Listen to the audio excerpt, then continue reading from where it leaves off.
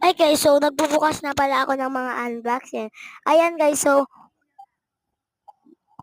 ayan yung unang-unang parcel. So request ko ngayon ko lang to na kasi yung Christmas party pa yan, tagal-tagal na. Kasi ngayon ko lang siya naayos kasi ang daming kailangan sa school namin. Kaya in-upload ko lang ngayon lang. 29.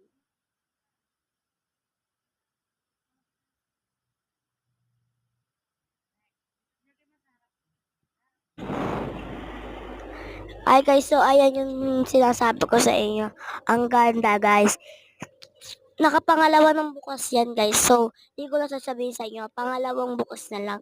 Kasi, dalawa yung vlog ko dyan. Kaya ipopost ko muna itong unang-una kong vlog. Kasi, ito yung kailangan ko i-post. Yung malaki guys, so parang sa isang video yata yon.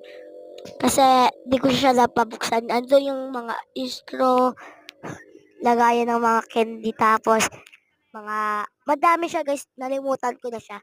Kaya, follow na kayo guys and sana ma-upload nyo.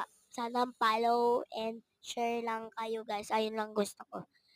Ayan guys, so kaya maingay kasi madami dumadaan sa sasakyan kasi dito ako sa taas namin sa terrace. Sorry naman guys, nag-upload lang ako. Ayun yung pang regalo sa teacher, sa tita ko. Teacher niya kasi ako, estudyante pa lang ako, grade 4. Mag-grade 5 na ako sa isang taon. Next year to. Guys, bye!